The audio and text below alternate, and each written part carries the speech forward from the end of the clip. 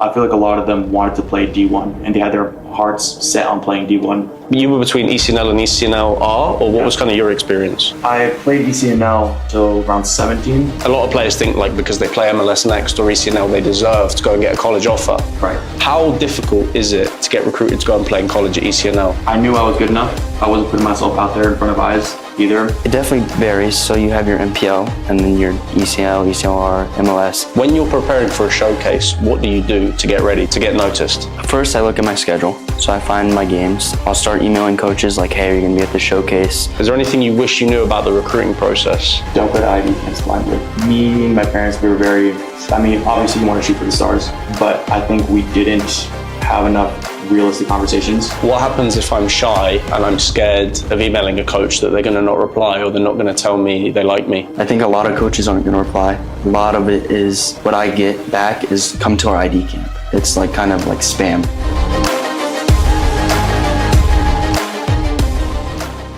Lads, what does football mean to you? Tiago, what does football mean to you? To me, football's been such a constant in my life. It's so difficult to see my life without football. It's been a source of joy, a source of sadness and escape from different things. Like I have such a strong connection with football that it's just such an important part of my identity that it's so difficult to see my life without football. Yeah. And you, Chase? Football to me has definitely been part of my life. There's the ups and downs with it. It's definitely the escape, like Tiago said. You make so many connections with it. It's like a family. You make so many different connections with people, and you can stick with those people the rest of your life. So Amazing. That's something. Yeah. Amazing. Really good, guys. So yeah, today, welcome to the podcast, everyone. We're in Salamanca in Spain at our summer camp for the Select Generation Academy, and today I'm joined by Tiago Ausland, who is a Select Generation Academy alum. He was with us last year for the full season, currently getting ready for pre-season with Unionistas. And then we have Chase, who's a member of our summer camp, and he is currently playing for Tampa Bay United over in Tampa. So boys, I'm excited to do this podcast today. The last couple of podcasts have been really informational. I've been doing a bit of traveling, meeting people from all over the world, and it's kind of what you guys said about like networking, the ups and downs of football. It's really interesting to kind of get different perspectives. And usually with the podcast, I'm talking to like guys at the pro level, guys like coaches, agents, scouts. So it's interesting now, like obviously I'm speaking to you guys a lot, but to have you like on the podcast, speaking about your experiences and like what football means to you and everything. So I'm really excited for the episode today. So Tiago, who are you? What's your story? For someone that's listening to this, it's like, oh, Tiago, he plays for Unionistas. He must have been a pro his whole life. What's your story? No, not necessarily the truth. So my name's Tiago. I was born in LA, grew up in Colombia first, and then most of my life grew up in Seattle. I played soccer my whole life, but really only began playing competitively around 7th grade when a coach out of nowhere took the chance on me. And basically within 1 year, I went from the lowest team on my club to the ECNL level. And basically since 7th grade, I've been playing ECNL, bumping up and down between the ECRL teams for my club, Seattle United. Again, like I said, in Seattle. And right at the end of my time at club, I was having trouble with recruiting to go to college, and Victor reached out to me, both of you actually, and gave me a great opportunity to come here to Spain. And I took this opportunity. I played with you guys at SGA Academy and had a great year. And from there, with the people I met, the connections I had, with connections you guys had, and of course, like my performance, I've been able to sign a contract with Unionistas as well, and I'm back here in Salamanca, which I'm super grateful for. Amazing. Top. Good. Chase, what about you? So I came from Missouri, and I moved to Tampa when I was around 4, 5. And then I started jumping around clubs in Tampa, went to Wesley Chapel, Rangers, and then I settled with TBU. And then from there I've been the lowest. I started MPL, went up to ECNL-R, stayed there for a season, got moved up to MLS now. And so came to Select last year, and it was one of the best experiences I've had. It's so much different levels to play and coaches experience. And so I went back, learned some stuff, incorporated it into my soccer, my football over there, and then I had to come back again. Nice. Good stuff, guys. So, Tiago, I want to touch there on, you were saying like you were having trouble with your college recruiting. And Chase, I know obviously you said you started off at like MPL, you bounced around a couple of levels, and eventually you kind of worked your way up. So, For someone, because there's a lot of players that I talk to that are like, Sam, I don't play MLS Next. I feel like I need to play Division 1, or they're like trying really hard to make an MLS Next team. You guys have been kind of around and in that level, but you've also been, I don't want to say the bottom, but you've worked your way up, you know?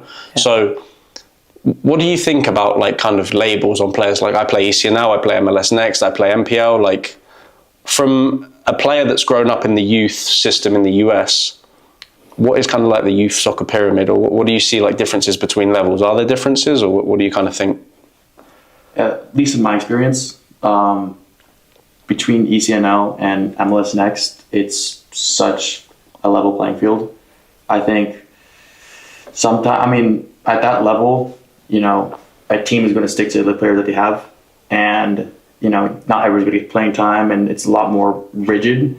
And so, if some players get picked up by an MLS Next team, they have this, I don't know, not to say like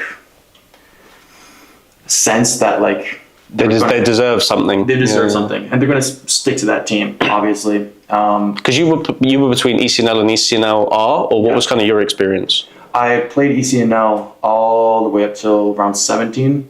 Again, like I said, from like 7th grade, and then by the time I hit like 17, I went down to ECRL, and then from there it was just difficult to get, you know, playing time up at ECNL, and I got a lot more playing time at ECRL, and also I feel like that's really important too, because a lot of guys who get picked up by MLS Next teams, I feel like also don't get a whole lot of playing time. And so at that level, it's all about getting minutes. So for someone, because I know you said you struggled with the college recruiting, someone might be listening to this and be like, oh my God, Thiago's playing at ECNL and he struggled to get a college team. Like a lot of players think like because they play MLS Next or ECNL, they deserve to go and get a college offer. Right.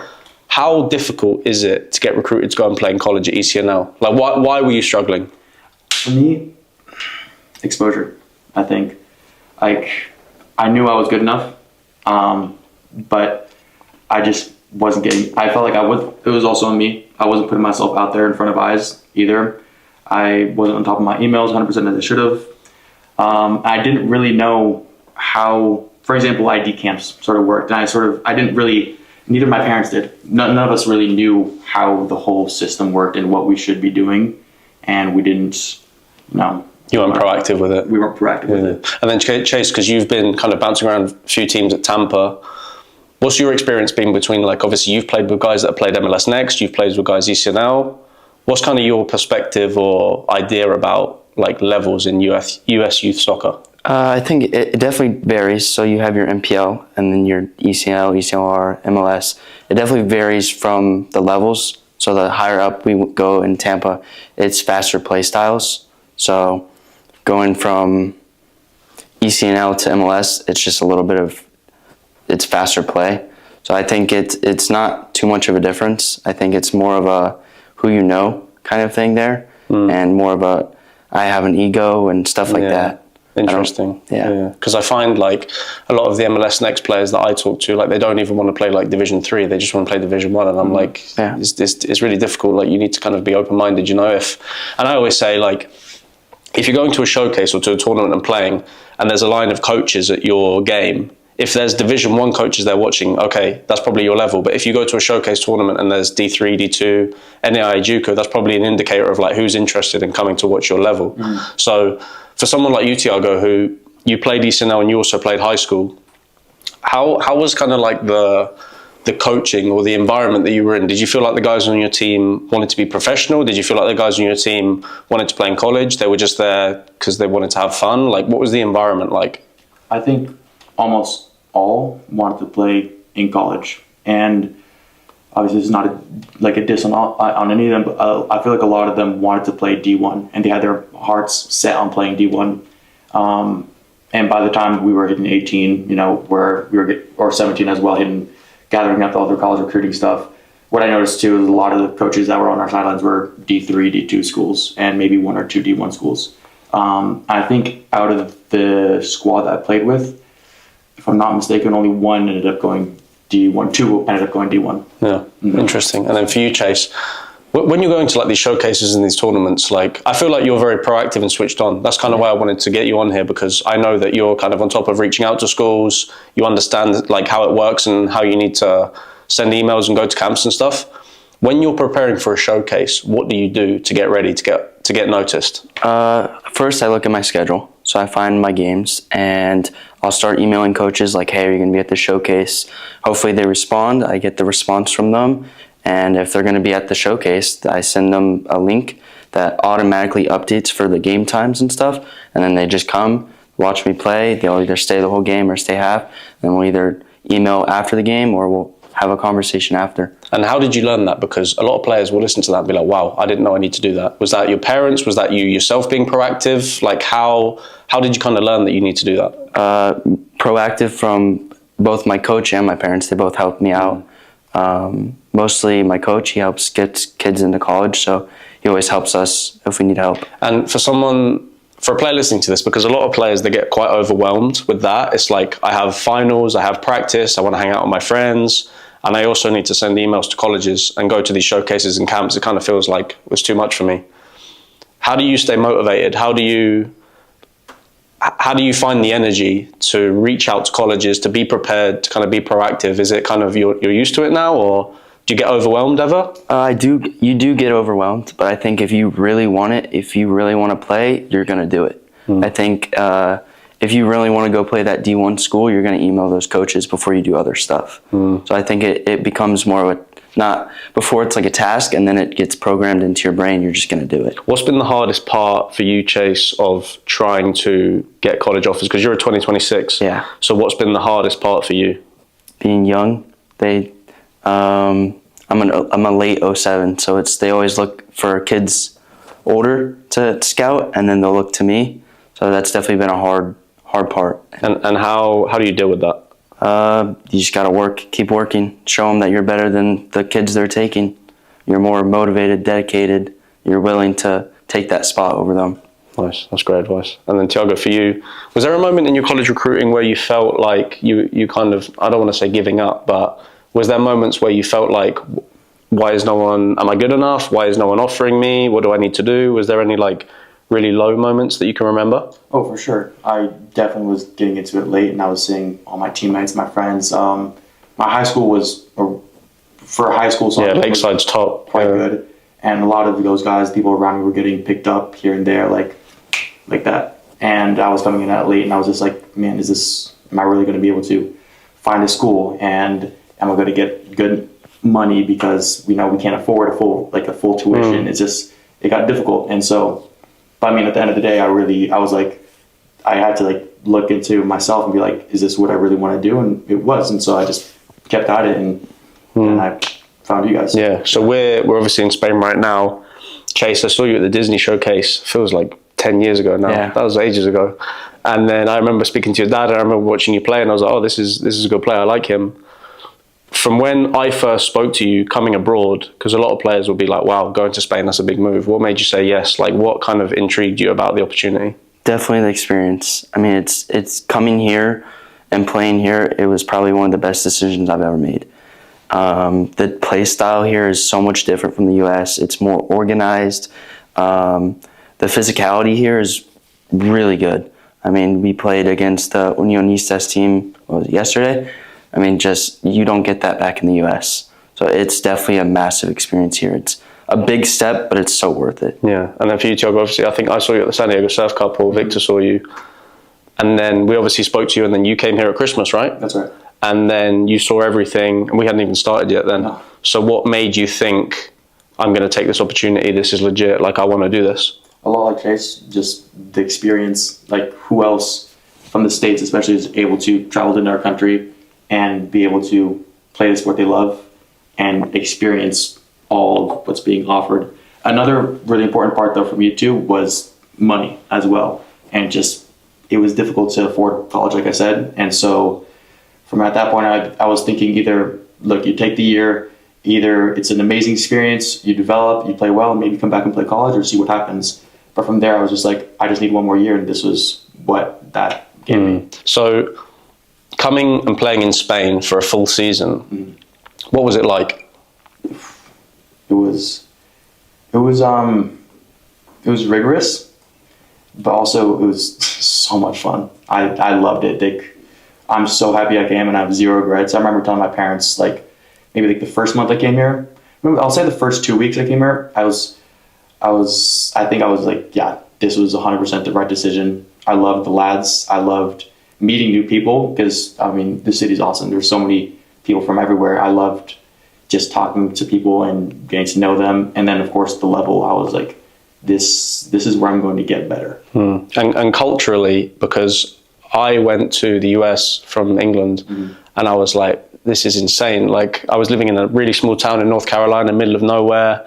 The road was just like fast food chains like Hardee's and Zaxby's and Cookout and all of these places. And it took like some time to adjust. Right. And I think that I got lucky because I had a lot of like English players with me or a lot of internationals on our team. But for you coming over that first 2 weeks, you say you loved it and you had a really good time. What made that adjustment easy?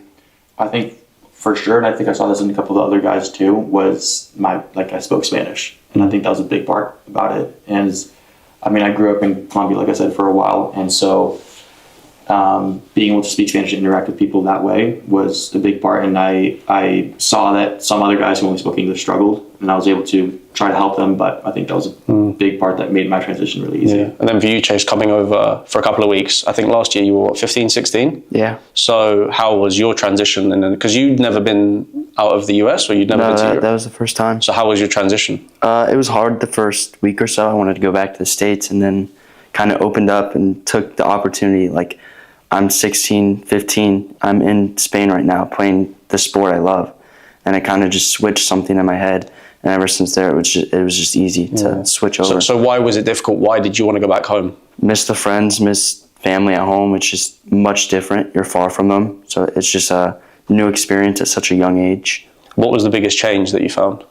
Time zones. It's hard to switch with the time zones. Jet lag is tough. Yeah. Definitely being away from family. It was hard. That was the hardest part for me, I think. And how, for someone that's listening to this, it's like, Chase struggled. I'm really close to my family. I don't want to leave my family. How did you kind of get over that? Like, what advice would you give to yourself back before you came? I kind of like stayed in my room, kind of sad to myself, and then I went out, talked to people, met new people, met friends here, made friends, still talk to them to this day. So, I mean, it's just a kind of mindset thing. You're in a mental stage, and you have to get out of it. Interesting. And then, Thiago, for you, in terms of like the level over here in Spain, you obviously played men's football. I've been having this talk a lot on the podcast with like guys that have played like Division 1 in the pros, and they're always talking about like men's football is so different to youth football. Why?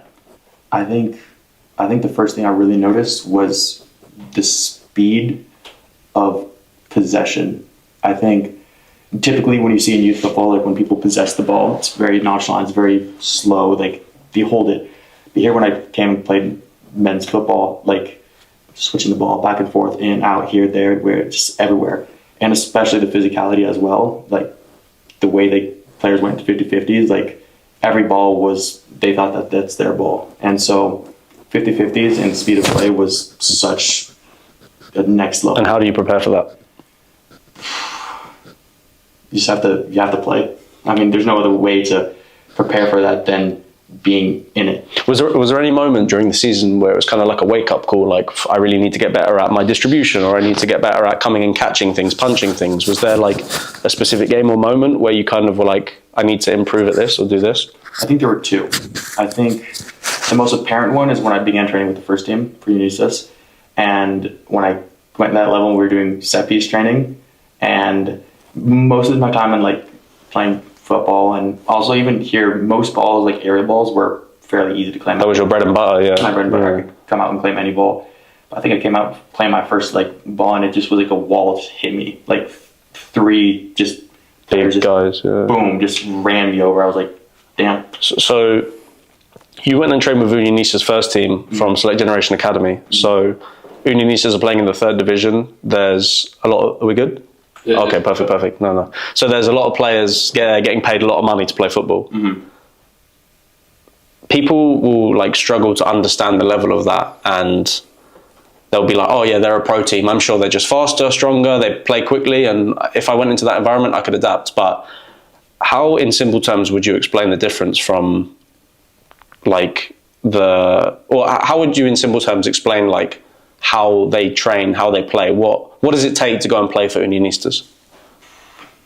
I think what I noticed was these guys, if if each player was from one team, like a different team, they were going to be the best player of that team 100% by far.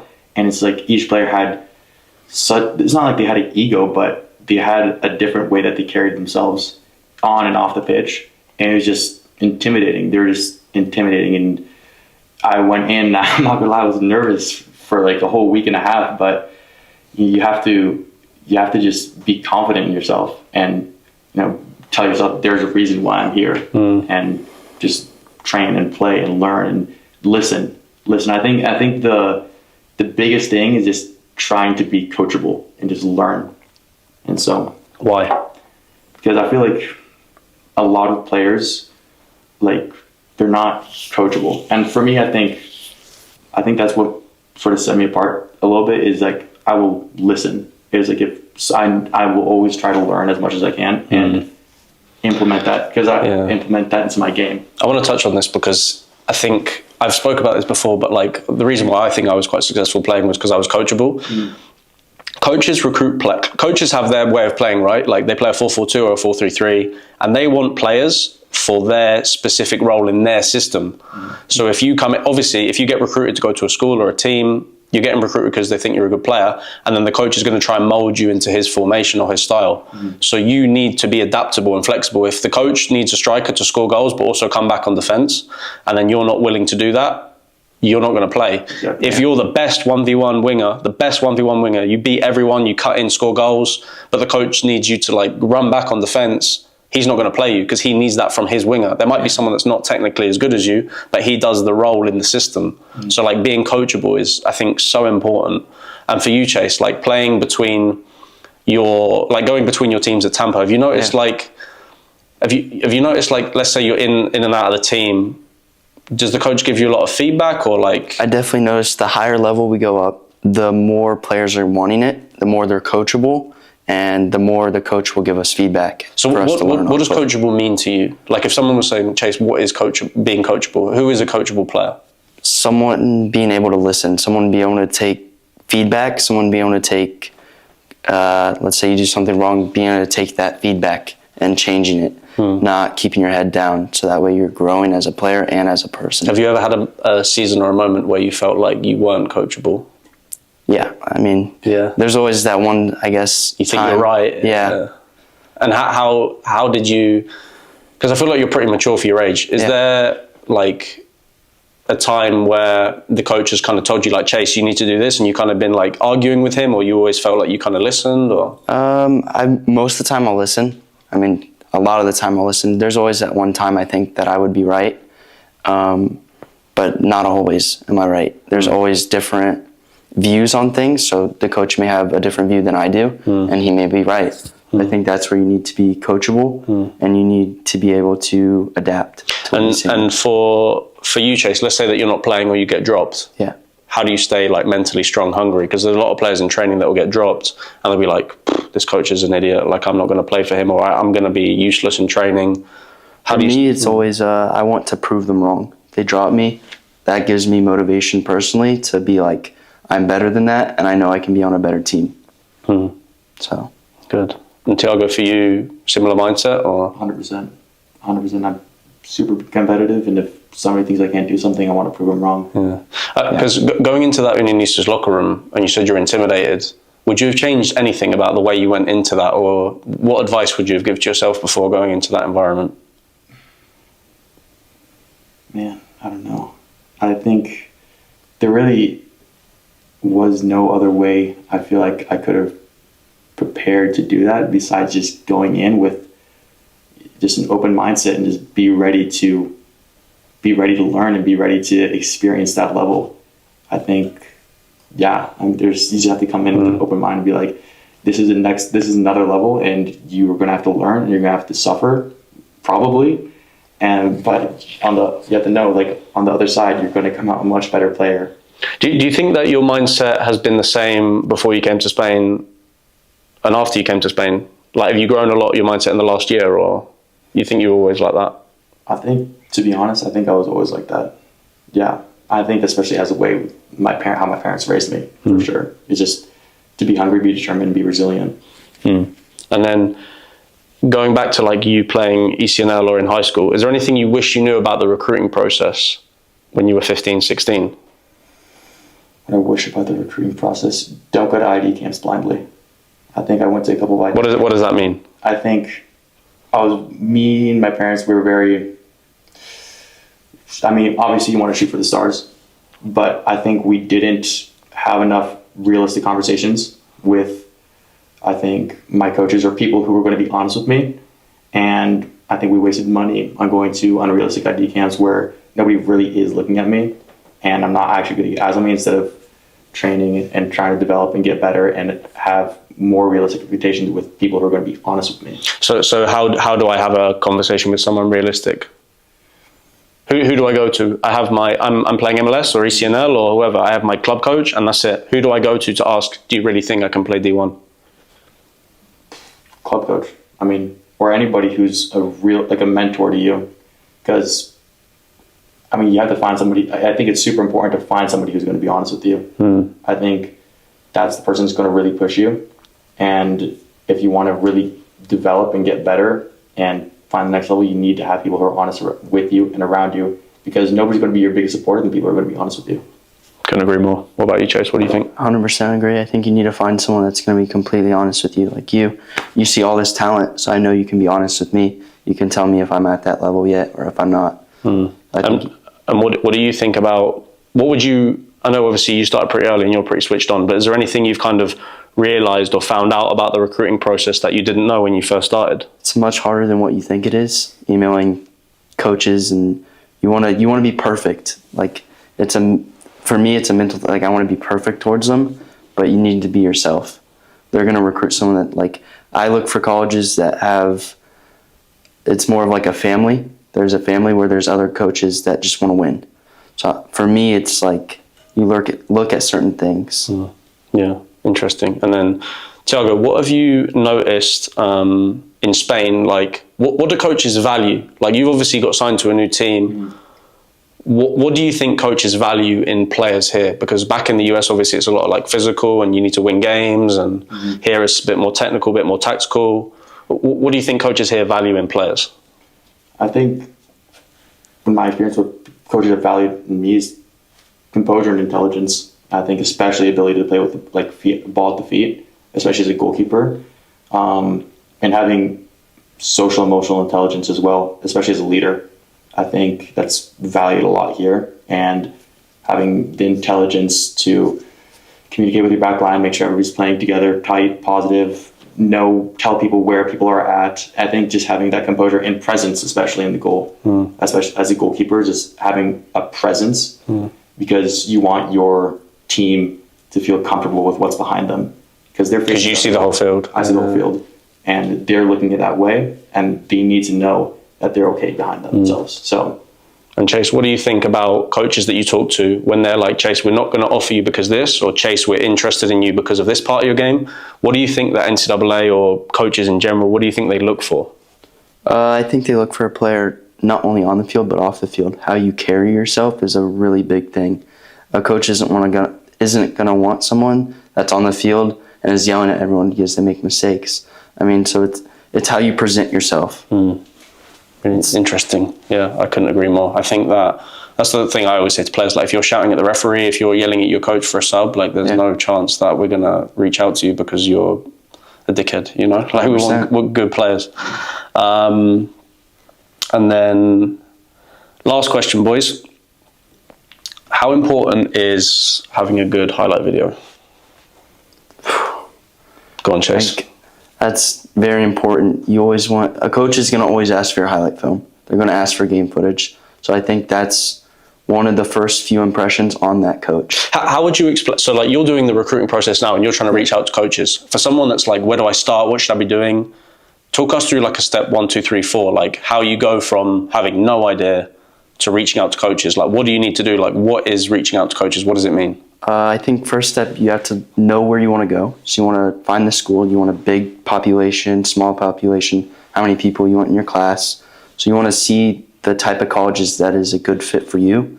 And then I think you start reaching out, or you start making your highlight films if you don't have them.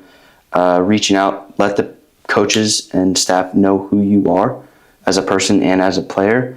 And I think once you start emailing enough schools, just based on that, some will be interested. And then you kind of start talking from them, come view my game, come see this tournament. Hey, are you guys there? Maybe go see a game at their facility if it's close by. So I think there's many ways to do it. There's not one right way. What happens if I'm shy and I'm scared of emailing a coach that they're going to not reply or they're not going to tell me they like me? I think a lot of coaches aren't going to reply. A lot of it is what I get back is come to our ID camp. It's like kind of like spam. Like they don't even read it. So I think.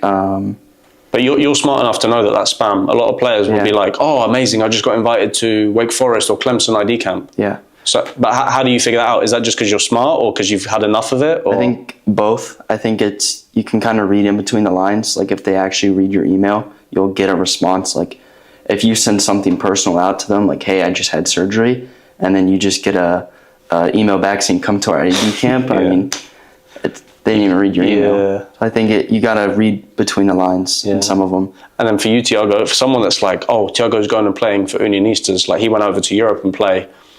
If I'm sitting here thinking, I want to go to Europe, I want to go to Spain, England, Germany, France, how does it work? I think, well, what I found, I mean, obviously I have you, and you're now my agent, and obviously like over the summer, you've been helping me out with Unionistas, you've been looking at things in, can I say Sweden? Yeah. Having me look at things in Sweden and Germany, and you need to have, like I said, somebody who's honest with you. Can you play at that level? Is it a good opportunity? Are you sort of wasting a year, per se, and going to go ride a bench or not even find a team? And so you need to have somebody who's honest with you and somebody who's networked and has connections, because it's really difficult to come here on your own and try to get a trial with a team. And then from there, set up trials and work and perform. And then... Because I feel like there's a lot of players that want to go to Europe. And you said there, like, make sure you have someone who has connections. But if I tell you, I know Real Madrid, I know Chelsea, I know Arsenal. Right. How do you know if I'm legit or not? How do you, like, because I know you have obviously had the opportunity in Germany and you were like researching and asking a lot of questions. How do you be like curious and make sure they're legit and do research? Has that got to come from you? Is that because you're smart? Is that because you've had the experience to be here for a year? Like, what makes you research to figure out if something is legit or not? I think for me, I've been fortunate enough to have an experience with you guys first and sort of get a firsthand experience of like, okay, this is like what a more realistic experience in Europe is like, you know, like 8th tier and work, instead of having guys come up to you and be like, yeah, I have this connection here. It's like too good to be true. Too good to be true. Exactly. And yeah, like I said, I'm fortunate enough to have you guys and you guys be honest with me. And obviously I'll send you guys something that's people have reached out to me and be like, hey, is this legit? Like, what are your thoughts on this? And you guys will be honest with me and be like, we don't know. I think it's really important to have a mentor, because a lot of the players that I talk to, like for example, a lot of the boys at the camp here, they have, and you said in Madrid, they have so many questions and they're like, how does this work? Or what should I be doing? Right. And I think you need to have a mentor. Obviously your club coach is a good person to talk to because he sees you every day at training. Your parents, I find that a lot of parents in the US, they didn't actually play soccer, so they don't really know how anything works.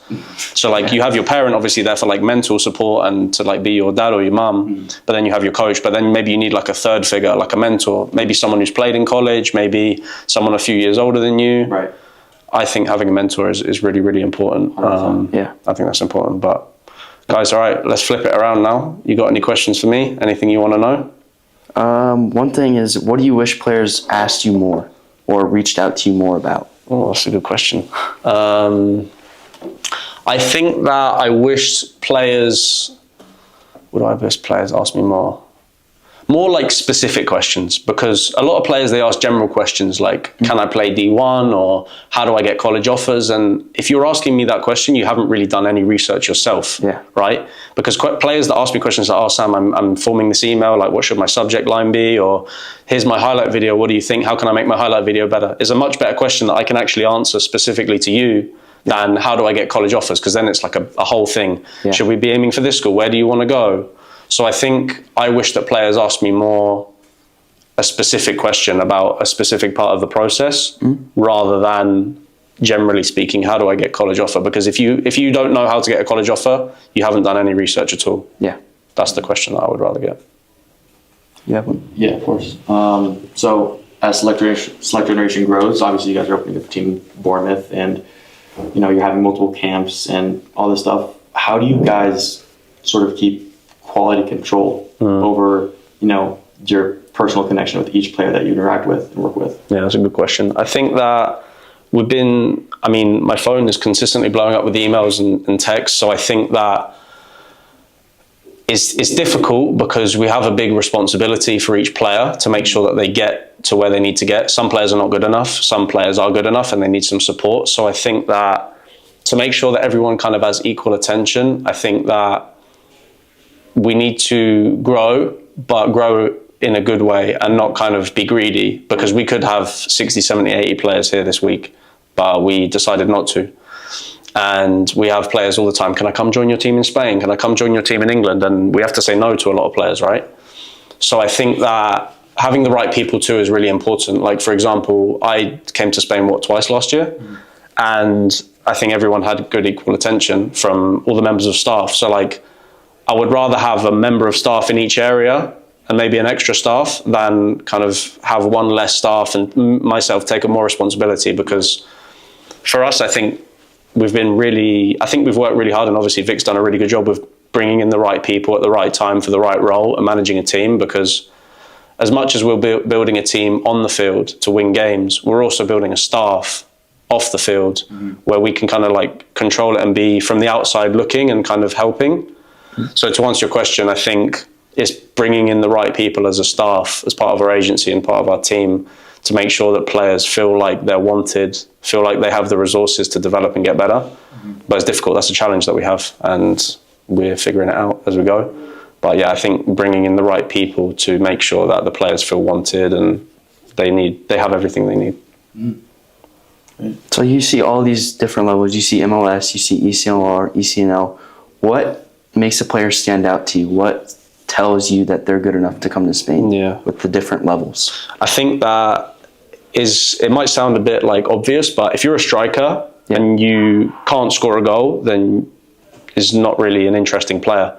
If I go to a showcase and I watch you and you're a winger and you can't beat your defender 1v1, then I'm probably not going to look at you. Yeah. So I've got it wrong a lot in the past too, where I'll go to a showcase, watch a lower bracket because no one else goes. And I'll see a player and I'll be like, wow, amazing goal, or he did a really good tackle or a really good save. And then I'm thinking, and then we bring him to Spain and it's like, well, he looked good in that level because he was in the lower bracket. So I get it wrong sometimes.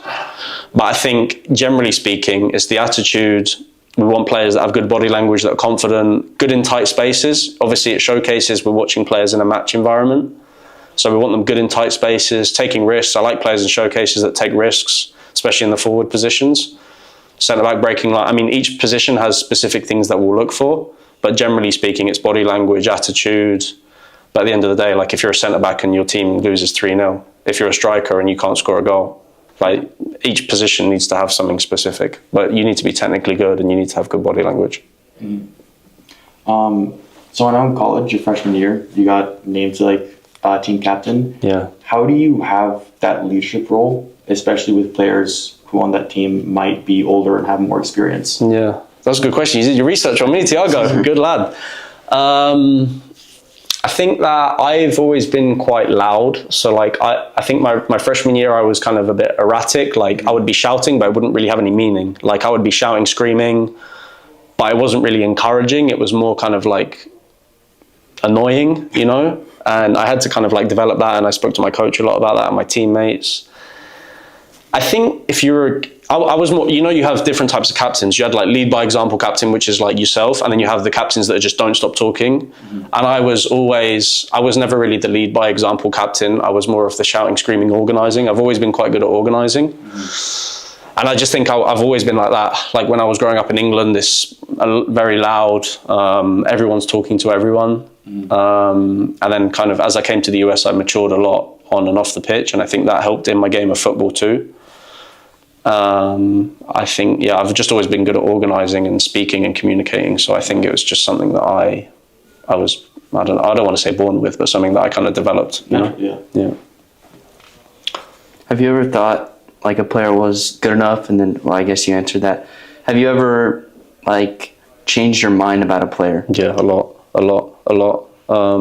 Both ways too. A player that that I think would be maybe a rotational player, or a player that would be good in certain aspects of a game, like last 20 minutes if we're chasing it, and then they become a really good player. And then a lot of players come.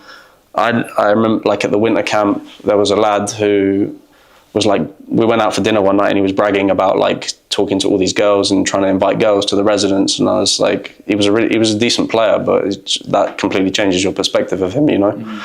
But in terms of football, yeah, there's a lot of players that like I see in showcases and events, and then they come here because I'm watching players in their game. I'm not really watching players training, you know. Like, I watch highlight videos, I watch full game film, and I go in person to the showcase.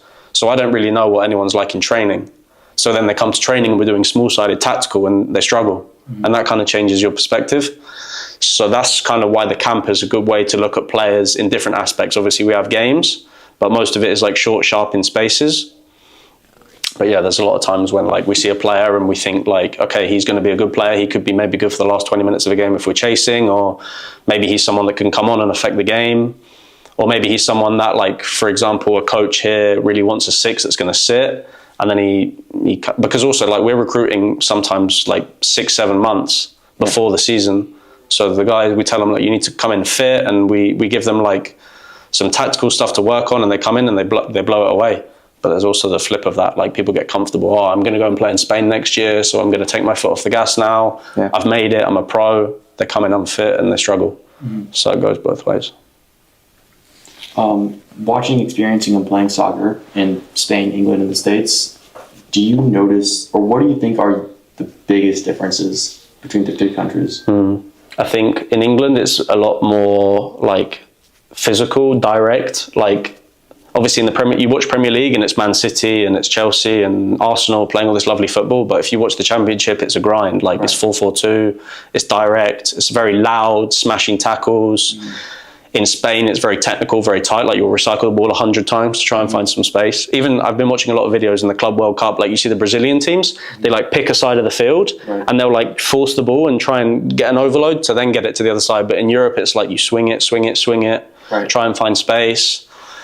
A lot more like tactical stuff here. In England, it's kind of more like, how can we be direct? But I think the biggest difference from my experience between England, Spain, and the US is like analyzing the opposition, because I felt like during college, when I was at New Hampshire, it was like a really professional environment. But when I've been playing like UPSL or Division 2 school, or even sometimes USL 2, like, you don't really do that much research on the other team. You kind of just try and fix your problems. But in Spain and in England, it's like, okay, we're playing this team. We're going to do our identity, our values. We're going to play how we play. But we need to change one thing because they have a really good winger, or because they play a 3-5-2. So in Europe, it's a bit more like you focus on the opposition to win that game. Then in the US, it's a bit like, okay, we're just going to focus on ourselves. Right. Yeah. I guess, sorry, a little follow-up question on that is, so with a team in Bournemouth and a team here in Spain, are they sort of, not just telling secrets, are they sort of going to play the same way, or is it going to be by team? Different. Like, Jake's going to, like, obviously we have the coaches here who have their philosophy. I think the biggest thing for us is like, yes, we want to win games. We're in the pyramid and we want to win.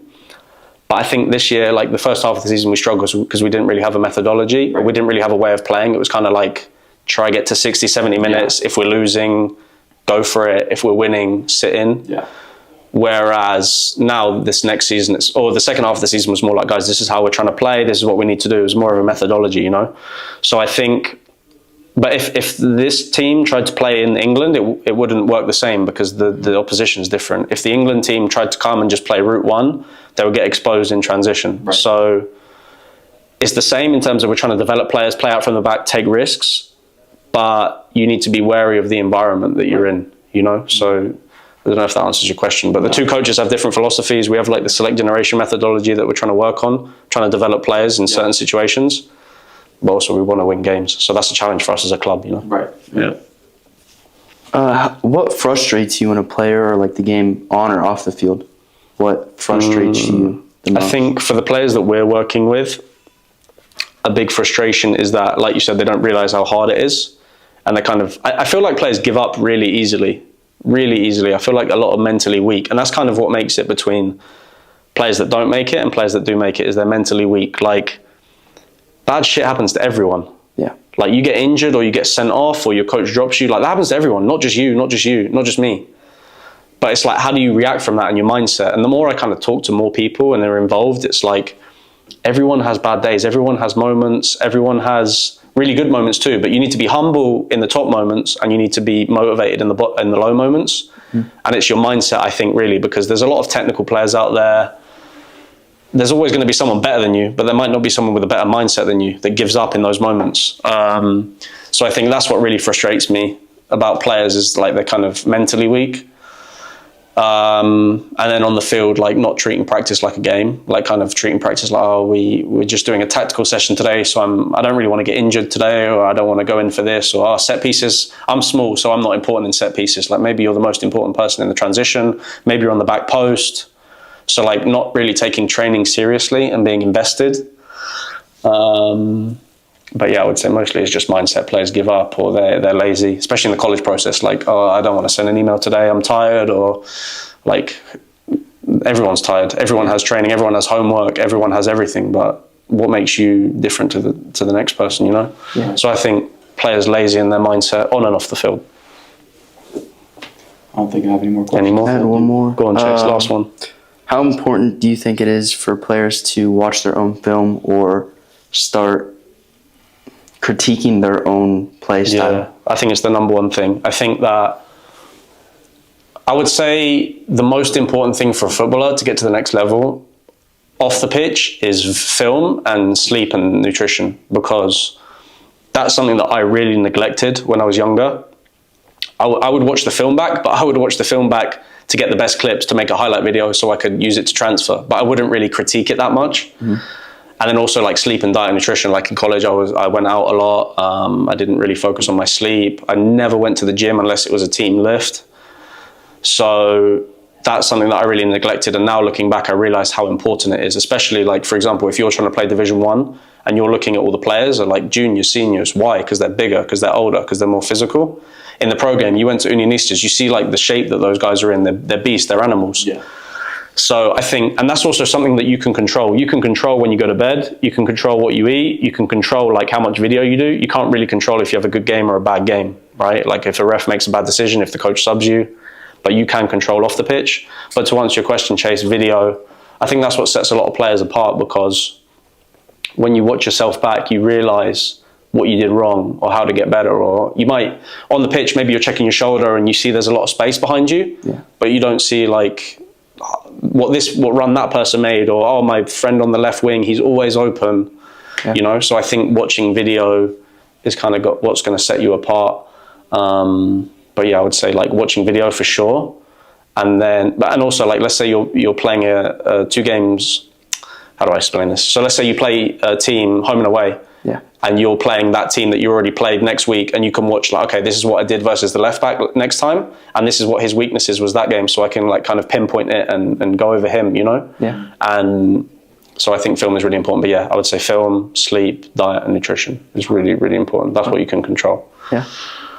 Good, guys. Perfect. I hope you guys enjoyed the podcast. We'll tag Chase and Thiago's Instagram. If you learned something, if you have any questions for them, their DMs should be open, so you can reach out to them and ask any questions. But yeah, guys, top podcast. Thank you so much. Thank you. Thank you. Perfect.